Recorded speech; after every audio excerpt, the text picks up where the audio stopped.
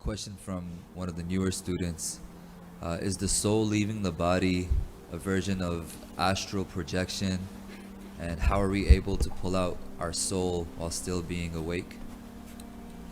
Yeah, it's all the tafakkur muraqabah. So projections and all these things. Yeah, these are like the science stuff. So pretty much try not to listen to that. So they have, we've said before, they have even government agencies that they sit down and they say, we can do remote viewing, because they're talking to people whom are ignorant. So if you sit and tell me that you do remote viewing and I can start writing a picture and I see this box and in that box is this number 7 card, he's using a jinn. So these are like card tricks that the greater audience doesn't understand, but anyone within Islam understands you're not going anywhere, you're not projecting anything, your soul got nowhere, because right now your soul is under lock and key of shaitan and he's not letting anyone out to go for a walk in the garden. So under maximum security, most people, 99% of people are locked. So their body is a prison and they are held prisoners of their body and their desires, and shaitan will not let you out for a walk in the gardens of paradise. So who will come to help you is another shaitan who comes to make you hallucinate through your mind and show you this, show you that, and make you think, I'm going with my soul. So we see them on different platforms. And they say, oh, I can go all the way to the moon, then I saw the moon, then I saw this and I saw that.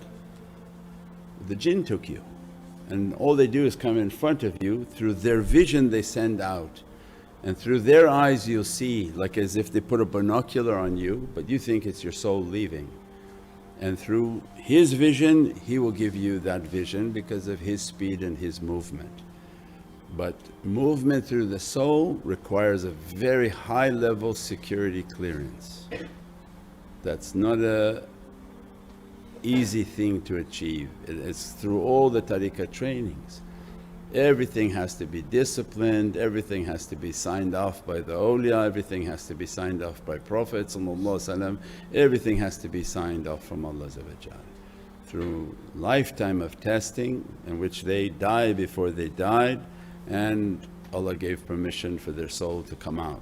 They operate through their soul, through the hadith we just described, hadith al-Qudsi, that they did the fard and now they came through their voluntary worshipness and Allah became their seeing, Allah became their hearing. But in reality it's Allah became the seeing and hearing of Prophet, and then Prophet became the hearing and seeing for awliya, and then those awliya they share that reality upon their students, so that they hear from their shaykh's hearing, they see from their shaykh's seeing, they speak from their shaykh's tongue. So it's all inheriting from that reality through security clearance with good character, good manners. Allah doesn't just give it to Pharaoh, shaitan gives it to Pharaoh. But that's hallucination, that's not the opening of the soul. So be very careful when these people and you watch their YouTube and they're now showing themselves they're levitating. These are all jinn tricks, where the jinn come under them and lift them up.